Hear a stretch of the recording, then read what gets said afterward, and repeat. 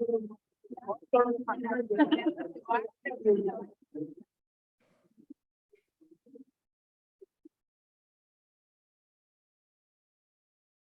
everybody to the Sunday Fireside Chat.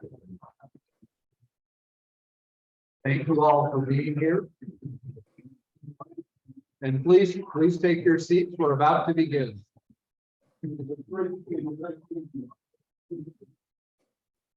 It is an honor for me to introduce Dr. Jill Baren, president of Lake Forest College. She is unique in many ways. She is the first woman president of the college in its 166-year history. She is also the first medical doctor to take the helm at Lake Forest College. And not only that, she is the first emergency room physician to be the head of the college. So even on her worst days at LFC, she's seen some pretty bad stuff elsewhere that's even worse than that.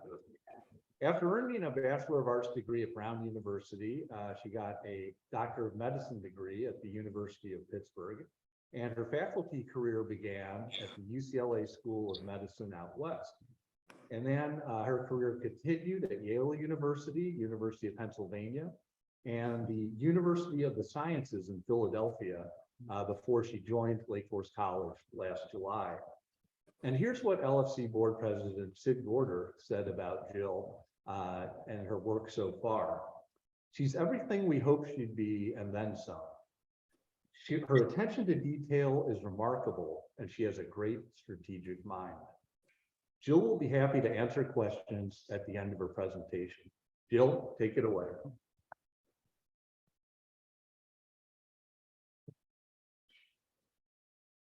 Good afternoon, everybody. Can you hear me okay? Wonderful. You have all made me feel at home. When I was a professor and I lectured in multiple different institutions, nobody ever sat in the front row. So we're just right on track here with the group at the On Wednesday Club. So what a beautiful surrounding. And I am delighted to have been invited to give this talk today. And the best thing about giving non-academic talks is I don't have to provide any references or research. I can just really opine about what I think. And I love doing talks like this because I am a person who lays awake at night and just thinks of ideas and how they're connected, and it's just really a lot of fun.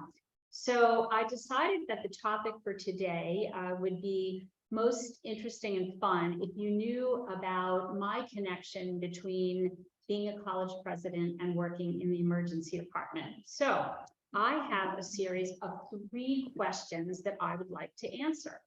The first is, what was my job as an emergency physician? What was it like? And why was it great preparation to lead a college? The second is, what are the most pressing challenges in higher education today? Many of the things that I'll talk about, you will have some knowledge of and recognize because they are currently in the public domain. And then the final question is, what can we learn from healthcare to try and address these challenges? So making that connection between what I did as a healthcare provider in the emergency department and what I'm doing today as a college president. So this is an artist's rendition of what I think most people's idea of what it's like to be in an emergency department. Just to maybe a quick show of hands. Has anybody visited an emergency department? I certainly hope not, but maybe some of you have taken family members there or had the occasion to, know a professional who's worked in the emergency department. This is a contemporary Spanish artist named Francisco Jose Perez Macedo. And I don't know very much about this artist, but he has very similar drawings in other different areas of medicine. But this one I found in emergency medicine, and I have often used it in my lectures because I think it's so poignant. And it really illustrates, again, I think a lot of things that people think, the masses coming to the emergency department, people who have otherwise no other place to go for care. They are uplifted. There's a triage process or a prioritization of how we care for people. And then there's this person who's sitting up on top of it, looks like maybe an old type of a cardiac monitor, who's filming everything. And that really speaks to the very public nature of what goes on in emergency departments. There are many, many television shows that glorify and glamorize and sort of make a Hollywood spin on what happens. The most famous one probably is ER, and afterwards I can tell a little bit of a story about my involvement with that show. But really what we do is quite public compared to maybe what goes on in the service suite in an operating room or behind the doors of the doctor's office. And then you see the ambulance down below, which speaks to the idea that the community is very connected to the emergency department, right? People are coming to the emergency department for care in a whole variety of different ways. So I just love this rendition because it really speaks to many of the things people think about when they think of emergency medicine. So let me tell you a little bit about what it was like to go to work every day, and the non-administrative parts of my job. So the clinical parts of my job. What was it like when I just had a shift that I had to go to, whether it started at 7 a.m. or 3 p.m. or 12 midnight? Well, these were the things I did not know when I went to work every day. I did not know exactly who I would be working with. I could look up names on a schedule, but in many cases, I never knew any of those individuals who I was scheduled to work with. I did not know the skills and experience of the people on my team. I did not know the type of patients that I would be taking care of or how sick they might be. I didn't know the likelihood of events that might occur outside my hospital in the surrounding areas, such as potential mass shootings or traffic accidents or toxic spills that might occur in a industry down the road. And I didn't know what resources I would have access to in my own hospital. So I never knew how many beds were going to be filled with people that have elective surgeries that day, how many intensive care beds I might have access to for patients that were quite ill. I didn't know what my nursing ratios would be. Maybe there would be a lot of call outs and staff that were sick that day. So these were the things I didn't know when I came to work every single day. Now, most people, when they go to their job, they know a lot more about what is going to happen. There's a lot more predictability and regularity and consistency, but I never had that kind of job. And I think that really was not only something that I think I gravitated toward, but something that I actually really enjoy. So essentially, to sum it up, everything about my work life for many, many years was characterized by the word uncertainty. Now, how many of you have family members who are in the profession of medicine? Does anybody have? Okay, so maybe you have children or siblings or parents. And so when you go through the process as a medical student to figure out what specialty you're going to be in, people give you a lot of advice, and they, essentially tell you what it's like to work with a certain group of patients or what your colleagues are like. And so everyone asks that natural question when you're choosing a specialty. And I did the very same thing when I was looking at what I wanted to train in for my residency training after medical school. So I said, what skills do ER doctors need? And this is really what people told me. You need to have a focused diagnostic ability. So people come in and they don't know often the name of a disease they might have. They might know their past medical history, but they don't know what's causing their chest pain. So usually they just sort of tell you what their symptoms are. So you have to really get good at honing in and have a focused diagnostic ability. You have to be able to make decisions quickly. You have to have attention to detail because you can't miss something that you're not even sure might be important. You have to have excellent communication skills because you are constantly interfacing with lots of different types of people. You have to be able to handle your own stress to set a good example for the members of your team. Be able to be flexible, turn on a dime depending on the environmental conditions that you experience. You have to have really good interpersonal skills because you don't get a lot of time to forge a bond with patients or people that you've never worked with before. You have to be a good team worker, and you have to be a person who can multitask, right? So all of those things are necessary skills as an emergency physician, but I would argue they are not sufficient. Sir William Osler was considered to be the father of modern clinical medicine. And I love this quote that he talked about. He was a professor for many years at the Johns Hopkins School of Medicine, and certainly someone that we look to in pretty much all of our teaching paradigms in the modern practice of academic medicine. And Sir William Osler said, medicine is actually the science of uncertainty and an art of probability. And I think nowhere is this more manifested than actually in the practice of emergency medicine. So again, I told you what those skills were that were needed to be a good emergency physician, but the real skills needed were those that revealed themselves to me over time, and the things that I think prepare you for almost any difficult and complex job, including one of a college president. So the real skills needed are, you must have a high comfort level with uncertainty. As we talked about, all of those inputs, all of those conditions about coming to your job are really ill-defined and uncertain. You must be able to react to dynamic conditions and change course at any moment. You must embrace the fact that you're going to have minimal room for error with potentially disastrous consequences. So just being slightly off in something could result, sadly enough, in a patient's death or potentially terrible morbidity for a patient. So you must accept that about the conditions under which you work. You also have to accept that you will rarely be thanked for doing a good job. That's okay, but you will suffer major consequences for making mistakes. And so again, that's just something that's part of the job that you put yourself into. And then this one is very, very important and very, very connected to operating in today's higher education environment. And that is that you are often in a resource-constrained environment. In fact, you're in that most of the time. And you are frequently asked to do more with less over and over again. And we all know the kinds of constraints that are present in hospitals and healthcare today, and certainly we're going to hear about the fact that those are present in higher education as well. So what on earth does all of this have to do with being a college president? Well, I've hinted around about that a little bit, but let me draw the parallels more overtly for you. We are in something that a new term has been coined called VUCademia.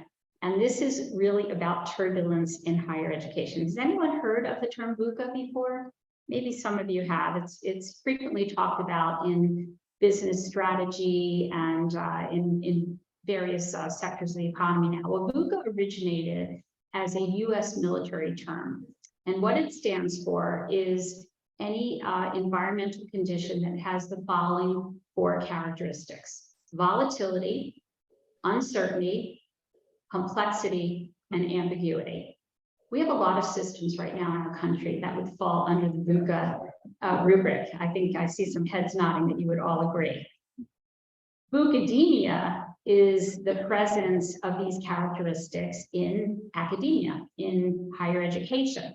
And let me share with you some of the reasons for that. And we'll go through each one of these and we'll talk about some examples and some data behind why that is the case. So VUCademia in higher education has been driven in large part by increasing competition, by increasing globalization, by increasing consumer expectations. And when we talk about consumers, we're generally referring to students, but by extension, their parents and families as well. It's being driven by lots of advancing technologies, which have been very, very disruptive, changing demographics in the workforce, as well as the students that are consumers of higher education, and also how people are learning. And a lot of turbulence around discussion of what are the required skills in the workplace. So these are the things that are defining what we're referring to as VUCademia. So competition, let's start with that.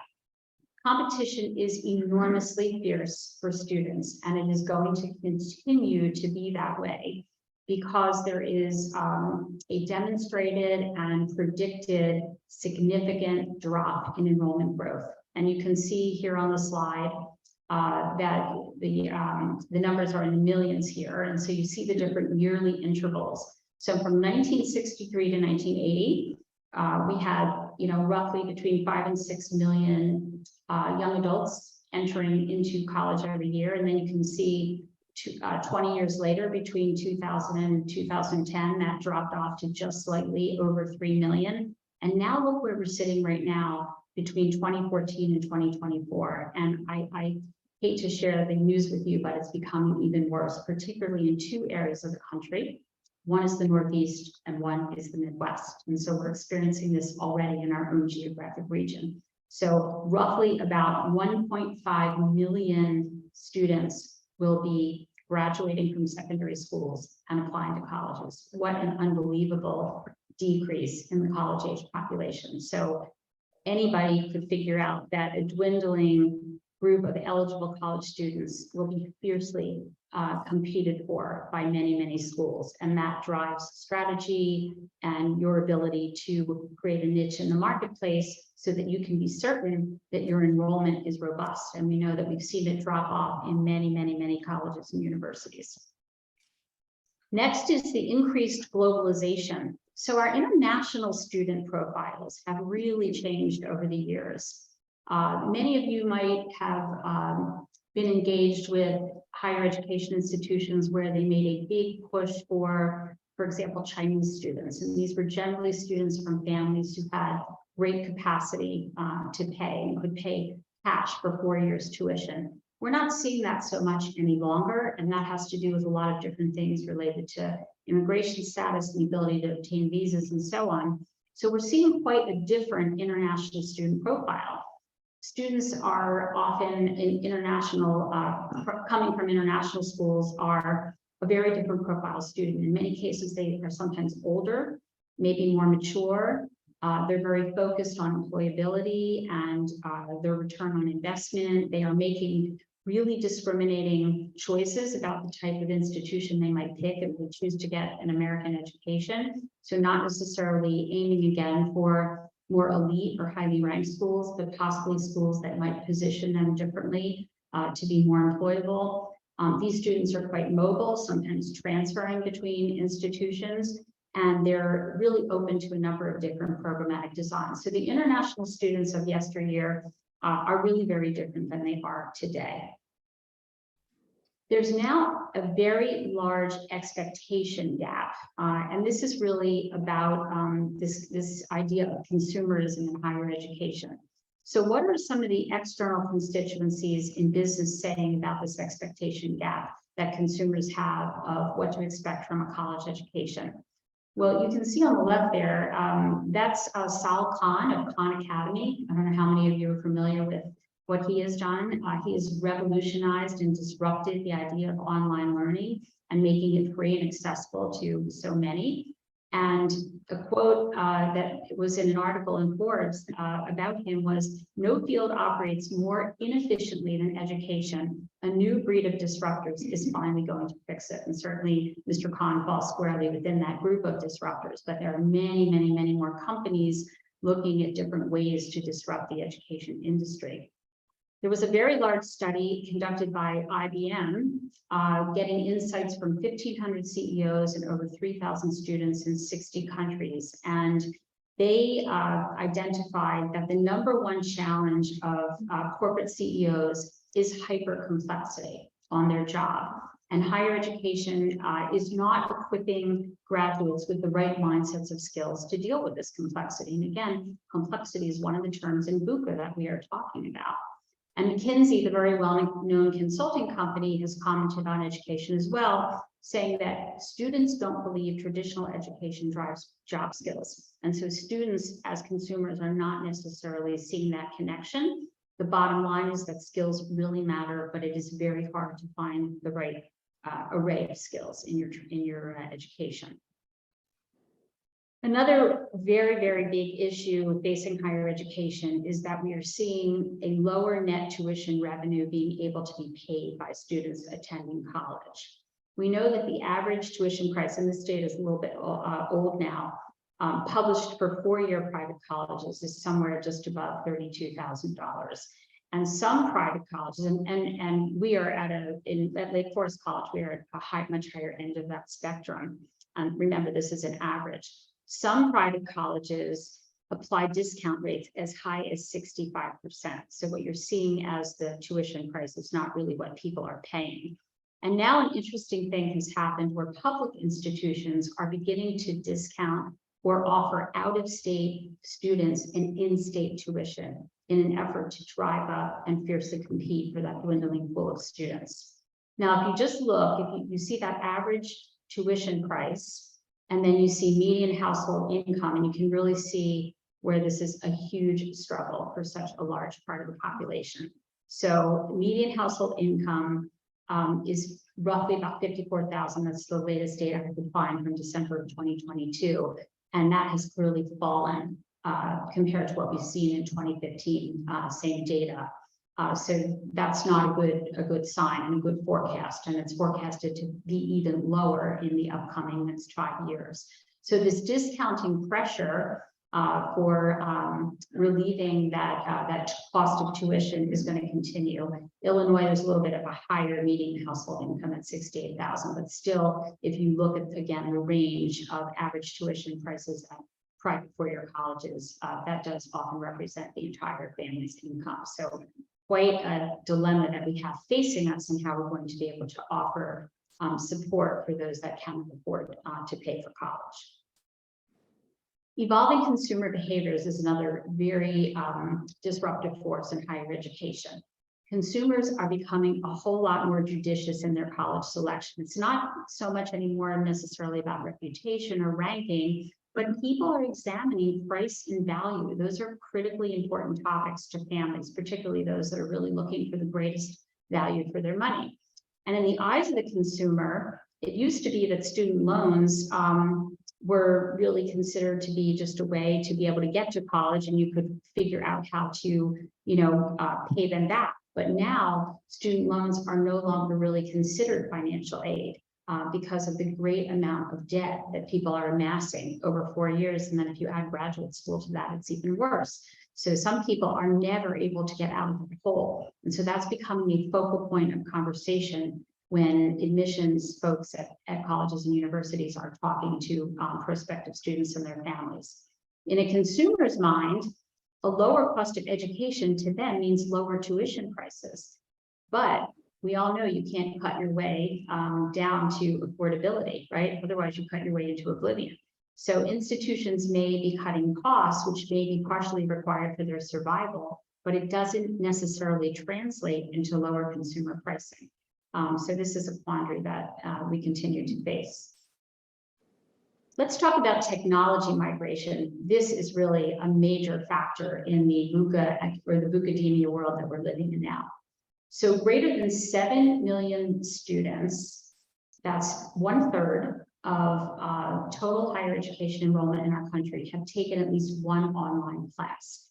Now, if you go back almost a decade, about half that number of students were engaged in fully online programs. So this has just been explosive. And we all know that COVID accelerated this. And in the post-pandemic world, we're holding on to some of the practices that we were forced to use during that time period. But even so, this is double the number of students that are actually engaged in online learning. And now it is actually larger than the traditional campus delivery model. So we don't experience that at Lake Forest College because we are a residential liberal arts college, and we conduct our educational program almost exclusively in person with few exceptions.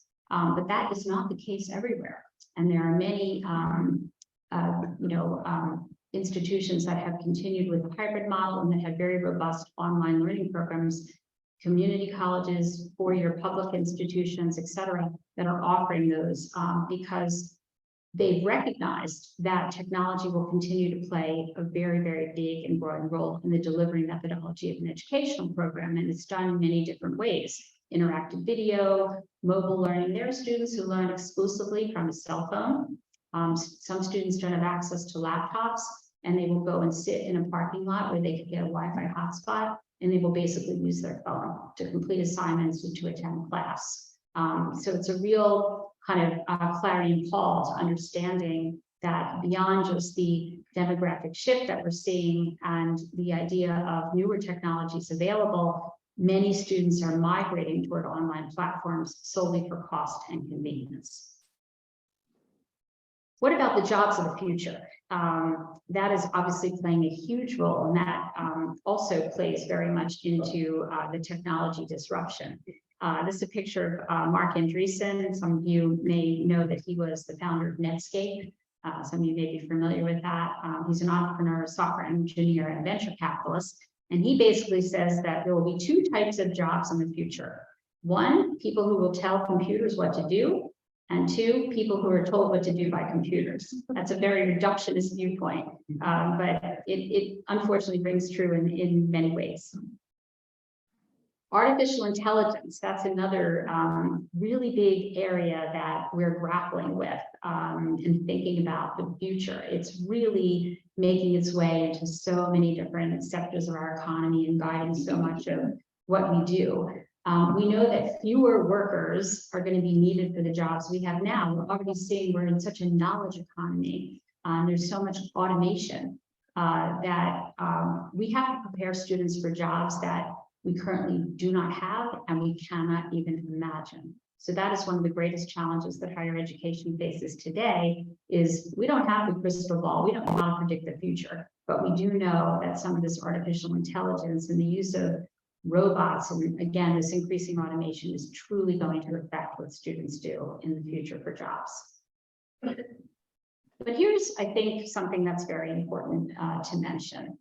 Tim Cook, who was the Apple CEO, gave a speech at MIT for commencement and said the following: "I'm not worried about artificial intelligence giving computers the ability to think like humans. I'm more concerned about people thinking like computers, without values or compassion, without concern for consequences. This is what we need you to help us guard against," speaking to students graduating from MIT.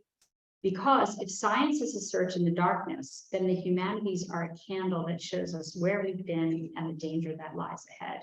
And this just speaks to me so intently because of my choice of wanting to be and lead at a liberal arts college that values humanism and values the importance of making sure that our processes of integrity and ethics and humanism guide our developments in areas like artificial intelligence. So I think this was a wonderful set of parting words that Tim Cook gave to the MIT graduates.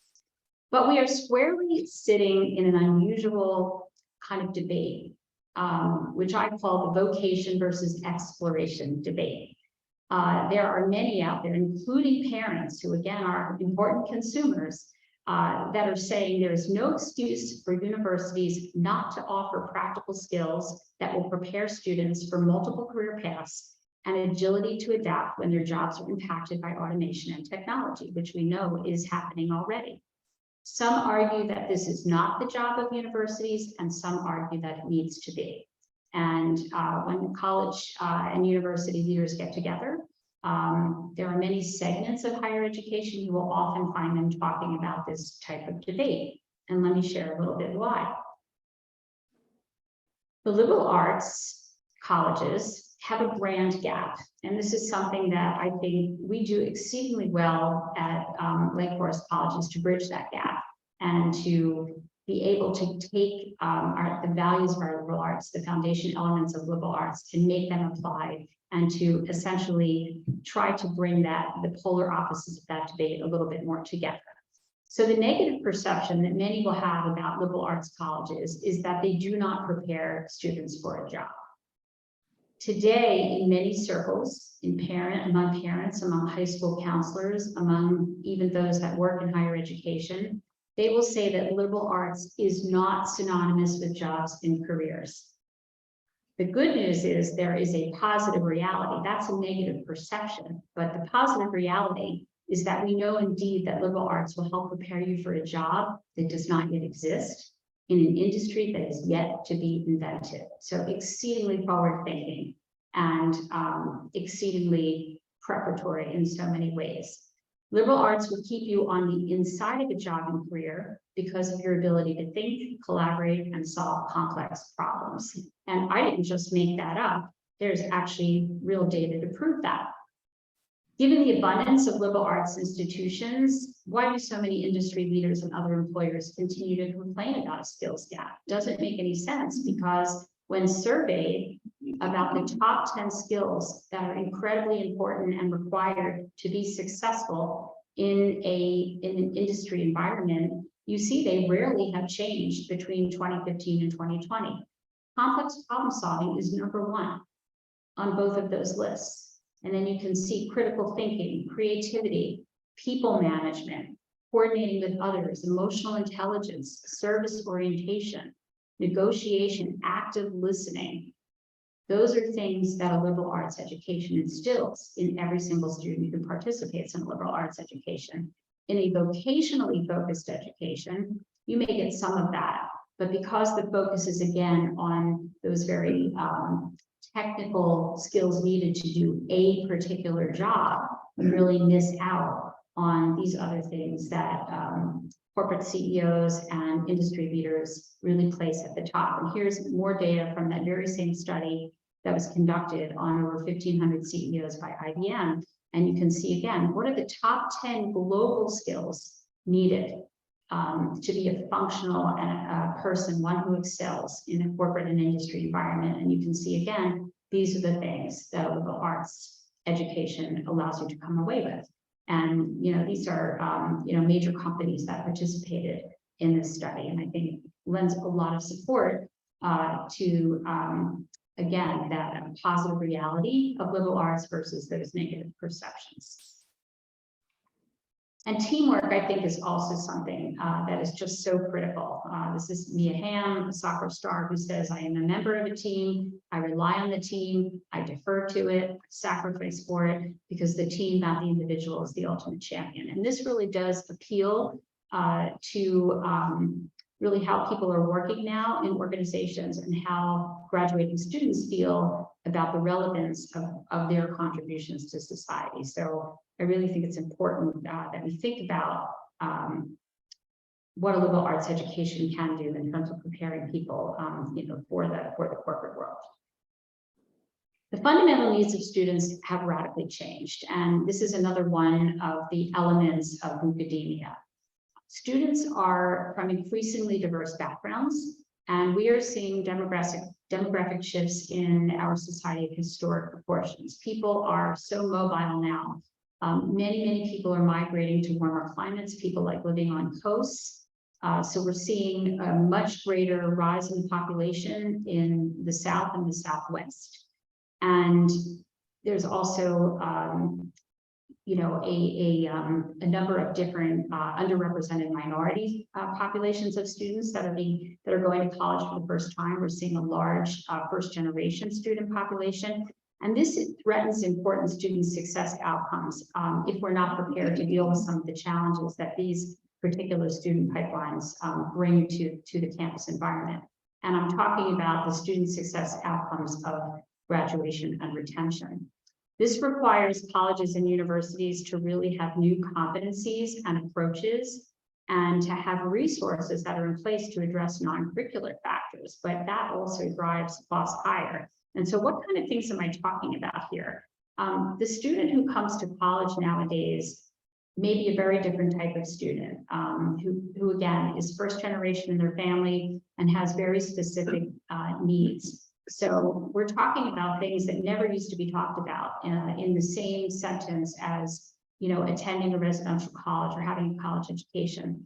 People are looking at reports and studies, hungry and homeless in college. Wow, that's just something. When I was attending college and in my high school, we never heard or talked about anything like that.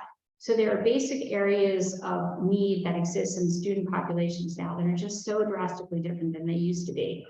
Food security, housing security, wellness, mental health and wellness. That's a huge one that we talk about. It's always in the public domain and in the news. Safety on campus, how accessible is an educational program for people that might have disabilities. So these are things we're now talking about as basic needs on a college campus that cost a lot of money to administer appropriately, and again are driving up some of the costs of education. But without those supports in place, we again face a very, very difficult and almost insurmountable task ahead to keep those students in college, to get them to graduate. And remember, again, fierce competition for an ever-dwindling pool of students. So it's important that we think about these things and address them. What about generational learning differences? That also plays into today's academia world. And we can start at the bottom and work our way up here. But what we're dealing with right now are the Gen Zers that are enrolled in college. These are individuals that are roughly between, say, the ages of 16 and 26. and they comprise the most diverse student cohort in modern history. It's really incredible when you just look at, the diversity profile of most colleges. These are students who grew up during the Great Recession. This is when they came of age. And so they experienced the Great Recession and its aftermath. And then the other astounding thing that, you really have to think twice when you hear this, but they have lived their entire lives in the era of smartphones and social media. If you could just imagine being born into a world where it already existed, and they can't even imagine what it was like not to have these things. So these students generationally are characterized by creating value and relevance, and they often seek campus service over amenities. So getting back to that idea of what do we do to wrap around and help students through some of the very basic needs that they are exhibiting. And that is really very much a characterization of Generation Z.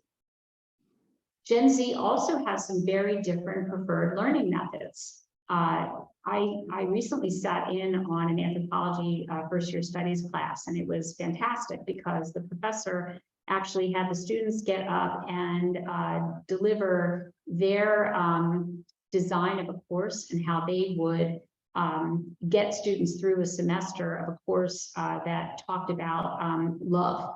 And so that was the topic area. And she had them get up and explain their syllabi, their approach to the classroom, how they would organize it. And she was using a tool that I think really resonated with the students. She allowed the students to tell their own story using their own tools. So they, accessed YouTube, they had listened to podcasts, they had read blogs, they were doing their work on blogs, they had put some of their work into the form of video games, and they were using peer or near peer advising to get through the course and to get through some of their other courses at the college. And these are techniques that Gen Z is very responsive to and really resonates with the way they like to learn. They also prefer to learn in immersive environments. They like virtual or augmented reality, which allows them to apply concepts and increase the relevance of their topic by envisioning how they might be in that environment before they actually get there. So for example, if you're studying to be a nurse, you might use virtual reality to kind of go right into a hospital room and see what that's like and take some of the lessons that you're learning in your basic science, in your clinical science courses, and then see right away how that becomes relevant to their career down the line. And then Gen Z students really love to seek flexible learning spaces. They like to feel contained and safe within spaces. If you just walk through our campus, you see this all the time. Students are gravitating into classrooms where you can actually write on the walls of the classroom. They like to be able to move furniture, move the walls themselves, and they just enjoy this type of communal learning and be able to be very flexible rather than just write on paper or type something on a computer. This is the way they really, really enjoy to learn. All right, so let me switch to the third question that I asked, which is what can higher education learn from healthcare? We just went through a number of different domains where higher education is very volatile, it's very uncertain, it's very complex, and it's very ambiguous. So it meets all the criteria of VUCA. And healthcare actually has been undergoing, I would say, a VUCA transformation in the last several decades. So what kind of lessons can we take from healthcare that might actually be applicable to higher education?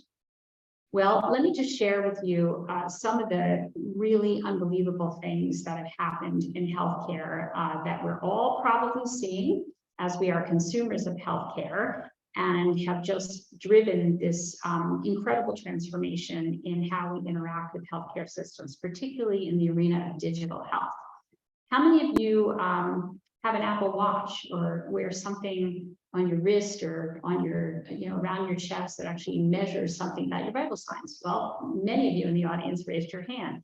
So the idea of collecting data on the human body, biometrics, this has really revolutionized the way a doctor can monitor your health outside of those episodic visits where you go to an office, right? So the doctor will download your data now. Many of you probably interface with your health systems through an app on your phone. and you can get laboratory reports, and you can basically upload information for your doctor even before you go to a visit. So this has been a very big change in the way we interact with health systems in the digital health revolution. Telemedicine has really truly made an unbelievable impact in just in the arena of acute care. For example, if you live in a more remote area, in a rural area, and you are exhibiting the symptoms of a stroke, there doesn't necessarily need to be a neurologist who's specialized in your small rural hospital, but instead a robot comes to your bed and calls up a stroke center that's located in a regional hospital or in an urban center, and the robot can actually do the neurologic exam and help to determine whether you're having a stroke, and then connect immediately with an intake center that can send a helicopter or an ambulance and get you transferred to a regional stroke center where you can get care.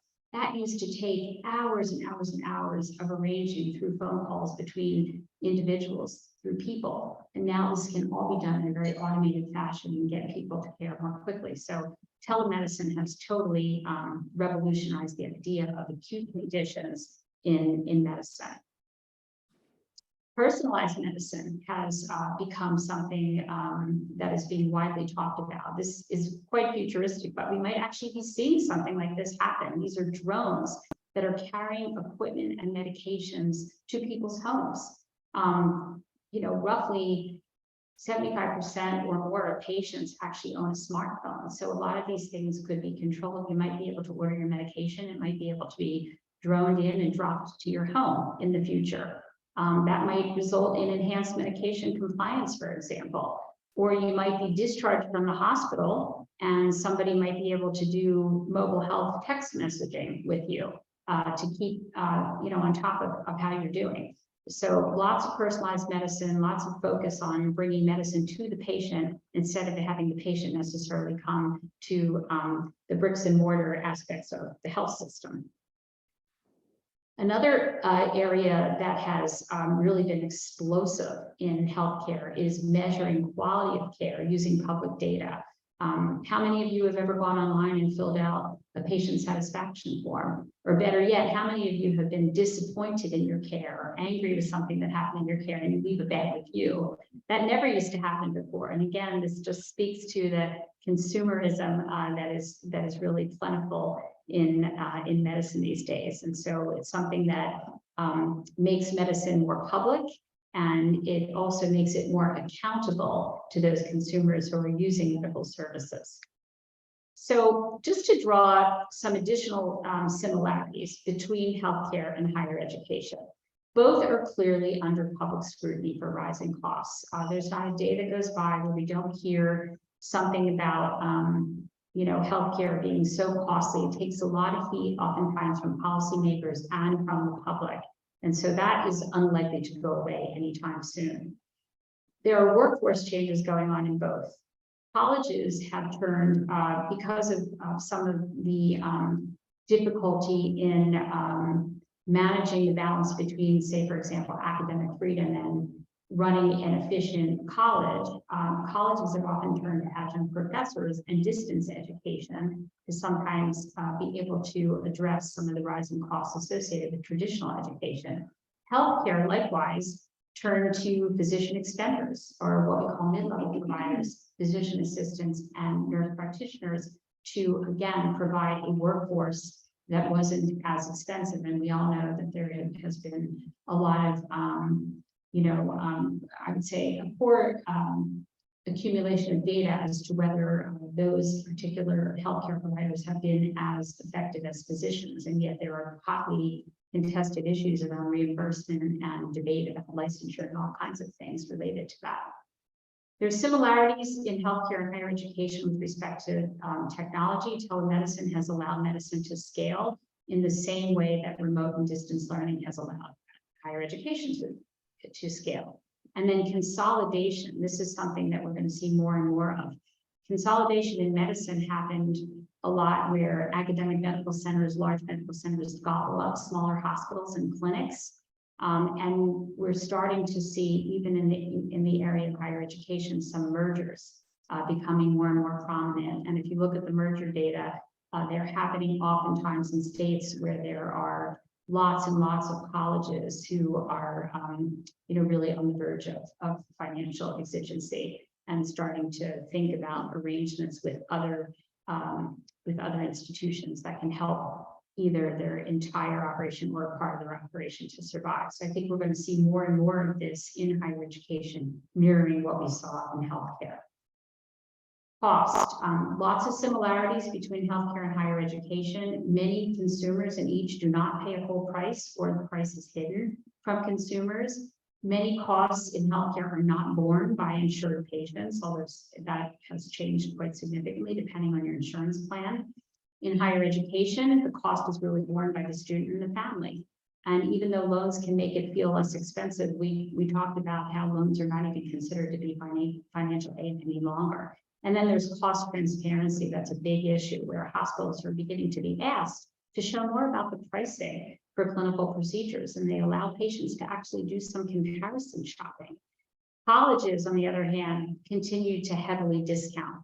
So again, this idea that most students aren't really paying the full sticker price, where the nuances come in is how your college is negotiating financial aid practices or packages, and what really is happening behind the scenes and who that is offered to.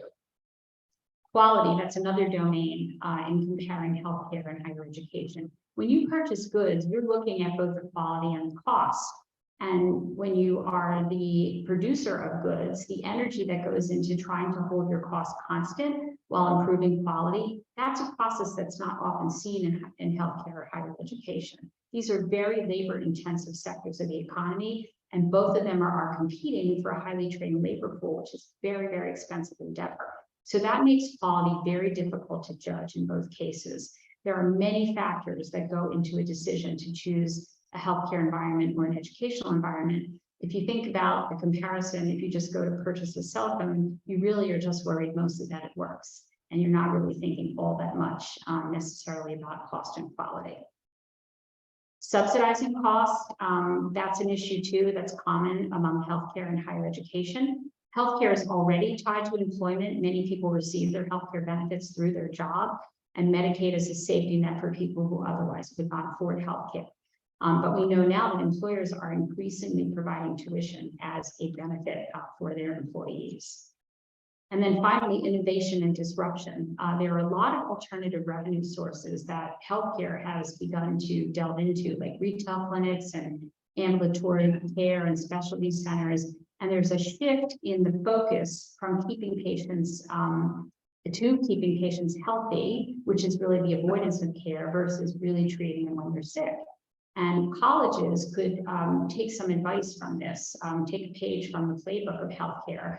Colleges have been very reluctant to diversify their revenue streams, and they tend to go with very traditional methods to try to increase tuition by, as we talked about, enrolling foreign students. But we know now the profile of foreign students is quite different. So colleges are going to have to think about new strategies like tailoring programs for corporations, alumni lifelong learning, and even such unique programs as having retirees learn on campus. There's a program at the University of Arizona that actually invites retirees to come and live in the dorms and participate in a postgraduate college experience. Wouldn't we all like to have something like that?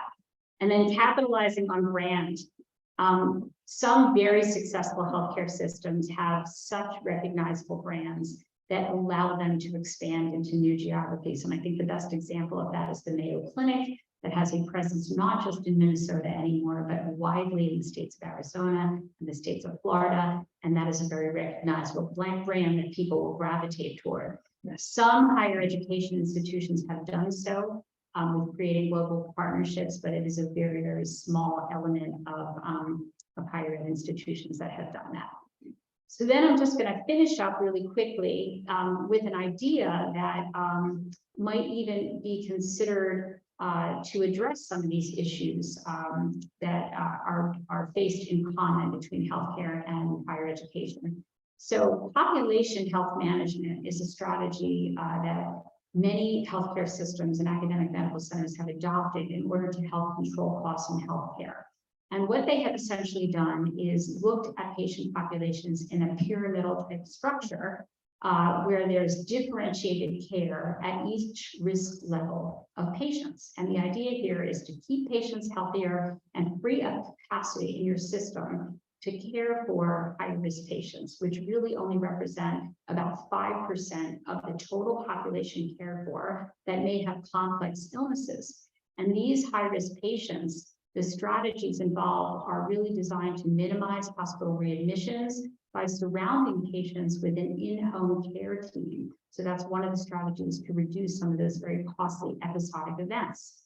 For about the 25% of patients in the middle on that pyramid that have chronic conditions, these are patients who are considered to have rising risks. And if you can use things like data analytics to monitor their risk factors and intervene quickly to keep them from progressing up the pyramid, you might actually prevent costly escalation. And then for your low-risk patients who are at the bottom of the pyramid, you can reduce the demand on your system by shifting patients to such services as e-medicine and also by promoting healthy lifestyles. How many folks have gotten texts to remind them to go get their annual mammogram or their annual physical exam, right? These are strategies that are employed to manage a population, manage the health of the population. And some of, I would say not even the early results, but some definitive results that have been shown by applying the strategy to a population are fewer avoidable hospital visits, fewer patient readmissions, reduced traffic in the emergency department, which is very costly care, and lower cost of care per patient. So if we take this strategy and we think about the parallels between how progressive healthcare systems are doing this, and think about how colleges and universities could rethink their overall approach to student success, we get a similar type of management of the entire student population. And the institutions that have embraced this and are doing this are really the best. They're demonstrating outcomes at improving student persistence, improving graduation rates, and by and large, they're really using the same playbook as leading population health managers. And when we think about that, adopting a system, looking at our entire population of students, looking at need-based stratification to understand which students need the most intervention, those would be the ones at the top of the pyramid, and applying our wraparound services to those students might be very effective. And then the students in the middle, we would have differentiated pathways to make sure they don't go up the pyramid, but rather actually we do interventions early to prevent that from happening. And then scalable services for the bottom of the pyramid that would actually allow early detection of any student that would have risk of being in greater need for additional support services. And the certain type of services I'm talking about are academic success, intervention services, and even things like mental health and wellness services. So I'm going to stop there and see if you have any questions and discussions. I know I threw a whole lot at you, and I hope you found some of it interesting. I think on a regular basis, how my immersion in healthcare for over 30 years and my role as an emergency physician really informs my daily job as a college president. And I will tell you that I'm really grateful for that preparation and grateful that you all chose me to lead Lake Forest College and give me an opportunity to apply those skills. So thank you so much.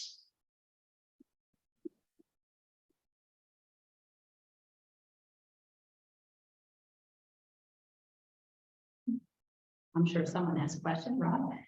Yeah, what are you mentioned with some of the new things that we have to do, including counseling, mental health care.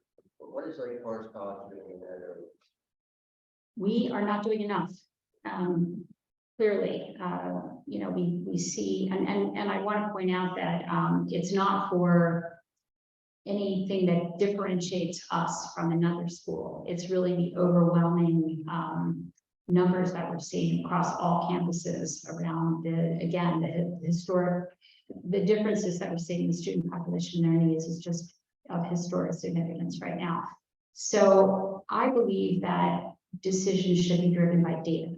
So we are making a lot of efforts to do, I think, a really clear assessment on what is needed. Because you can't do everything for everyone. You are limited. Again, we're in a resource constrained environment. So one of the things we're going to do this year is we are going to do a survey that is nationally benchmarked. We actually bought a survey instrument, and we are going to try to get our survey response rates much higher than normally would be for a student population. Normally you see roughly about 20 to 25%. We are going to put together a program where we're going to try to drive the survey response rates up about 50%, because we need to understand what the needs are before we just decide on applying strategies. I did do a pretty deep dive into the Health and Wellness Center to see how it was structured, to see what roles were there. We are doing some really innovative things. We have some interns from different programs. These are individuals that are looking to become master's trained in counseling, and we're taking them as clinical interns, and we're pairing them up with some full-time employees, so we get an extra boost in the number of personnel to reduce our wait times for students who need appointments. So some good creative solutions that we're doing. But I think it's the detection and it's the understanding of what our particular students need that's so important before we just decide to, hire someone new or create a new program. And I'm really pleased that we're going to invest our efforts in doing that kind of survey this year. It's going to happen in March. Lauren.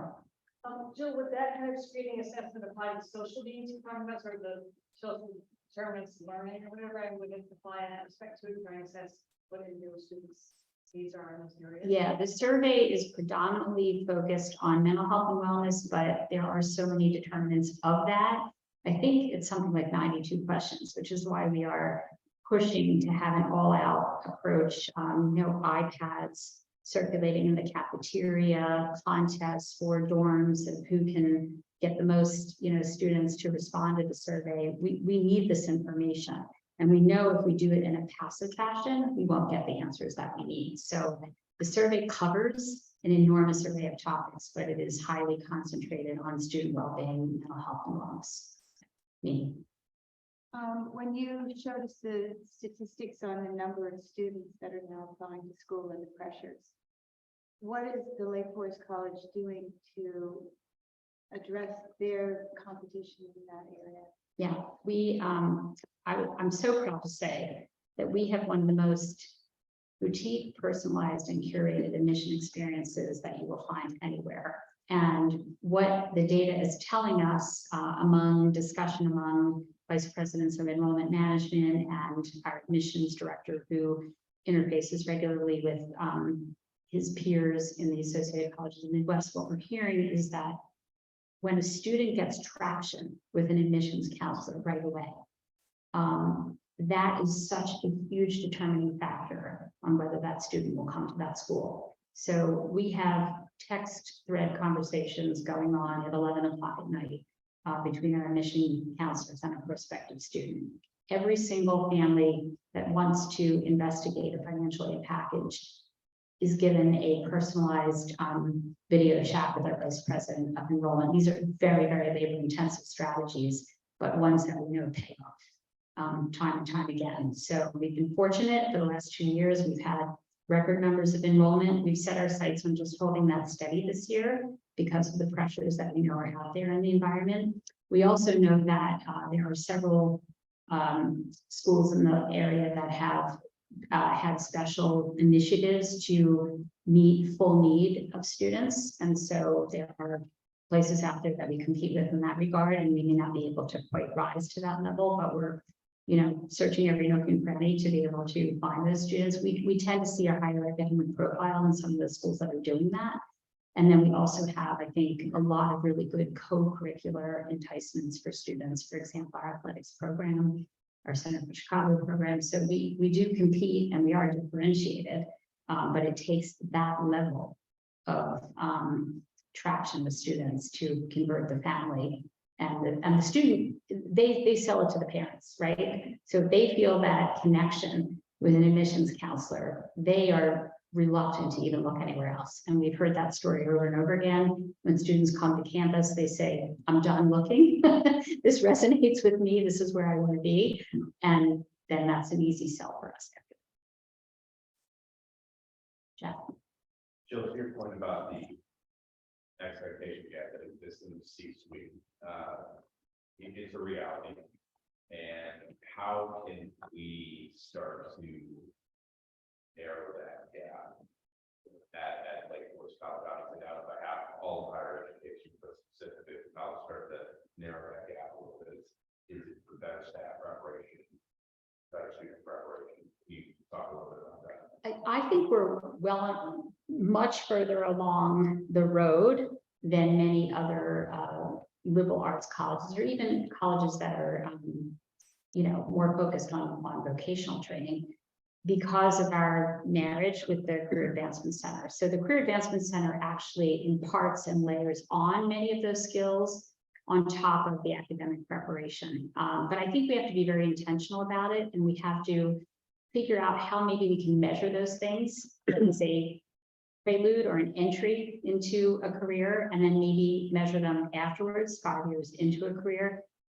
Survey employers. I think those are all ways of getting at the data more specifically. And we won't be able to do it everywhere, but we will be able to do it in certain sectors and certain local industries in which we have a fair amount of placement of our graduates. But I think it's data well worth collecting, and it's also, I think, well worth hearing from our alumni who hire our graduates, and hearing from those who we partner with and have good relationships with through our Career Advancement Center. But I think it's getting that feedback, that loop, to understand how we are doing or not doing a good enough job to prepare them. I mean, I think we feel that we are anecdotally, and we're hearing that to a large degree. But getting some proof, I think would be very, very useful. This person had their hand raised, I'm sorry. I'm kind of full I'm a paper cover in the board. There used to be distribution requirements. I don't know if there's anymore. When you're talking about unpredictability of the future and how to prepare your students, I know distribution requirements originally to provide exposure to curricula that maybe you didn't have in high school. So you might find out that you were particularly talented in an area that you just never knew much about. But I do believe in the future of being able to problem solve and think. And that to me is what a liberal arts education should be in today's world, because if you can't think out of the box, you're not going to get very far. If you don't have the flexibility to be able to switch from one career path to another, you're again not going to be successful. So I'm curious where you are, maybe liberal arts colleges are in the distribution requirements, maybe that has to change. In addition, my other question is, you have presented the almost overwhelming number of challenges to any college president, and I'm curious to what your maybe your top 3 areas that you want to focus on. I wouldn't know where to begin. Well, let me tackle the first. Yeah, sure. The first part of the question was, what are liberal arts colleges doing in today's world with respect to distribution requirements? Because it was widely recognized that if you came to a liberal arts college, you might want to be challenged by things that you never took in high school, for example. And so the answer to that is that it's fallen a little bit out of favor, or somewhat disguised as not calling them distribution requirements anymore, but rather fundamentals of the curriculum that challenge often first-year students to be able to pick things that are organized thematically that will weave in some of those exposures. And then it's heavily dependent on a really good advising system to challenge students. This is something you can do in small school, right? Because the ratio of students to an advisor is smaller. And so you get into those personal conversations, and an advisor can turn to a student and say, yes, we understand you want to do astronomy and physics, but how about trying out that French course, or how about thinking about that writing course? And this could be really instrumental in improving your, skills down the line and getting you to think differently. So you can do it that way, as opposed to the sort of locked in structural distribution requirements that used to be very popular in the past. Requirements switch, but now we're seeing it encouraging the students to go into a think out of the box type curriculum, or exposure, or thinking, problem solving, those types of courses as opposed to specifically philosophy? Often we are, and many courses across multiple disciplines have those elements built in because our faculty are so talented and are thinking like, they want students to think like that. The second, part of your question was, how do you manage all of it and how do you decide on your strategic priorities? And so the answer is, it's very hard to disarticulate. It's very hard to pick 2 or 3 and say the rest aren't important because it is a holistic existence as a liberal arts college entity. And so I just consider part of what informs my job is to be knowledgeable about the landscape, the environmental constraints and the problems, and you build a team around you that has competencies deeper than you do in certain areas, and you work together with that team to identify those things and to develop strategic priorities regularly to address those challenges. But you got to be able to pivot. And you have to be agile. So when you try something and invest in something, you have to be sure that you can reorganize and move and turn if it's not the right thing, because we all don't know what the headwinds will bring. We know general categories and ideas and data and trends. And it's also about making decisions that are based on data and not just dreaming of yourself. So that's probably the best way I could describe it. But again, that was the practice of emergency medicine. Yeah, I saw a hand over here. Yes.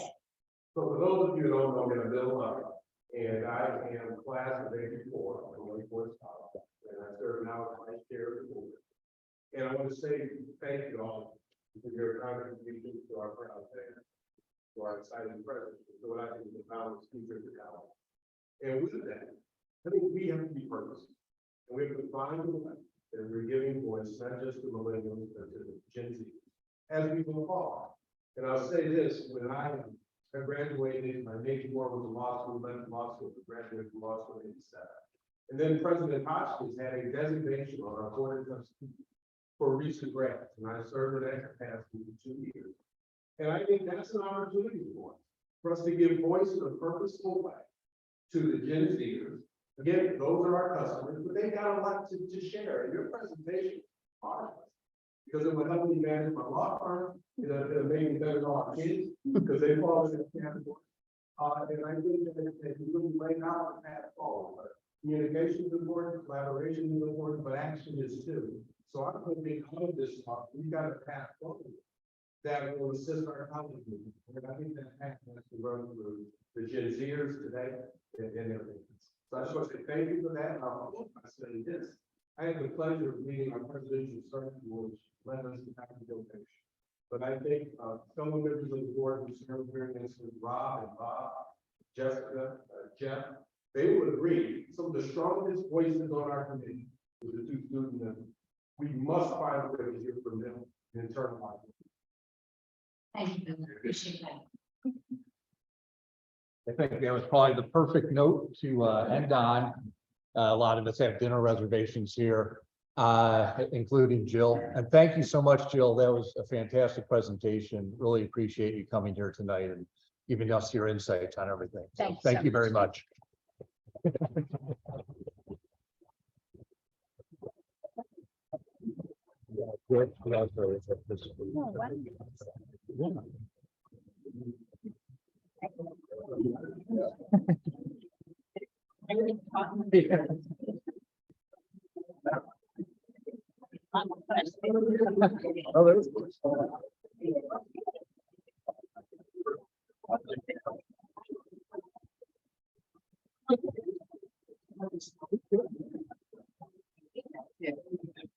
Better than leaving it on the floor.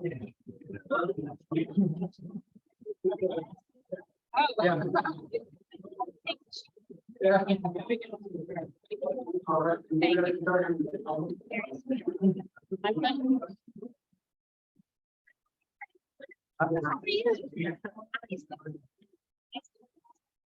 Thank you.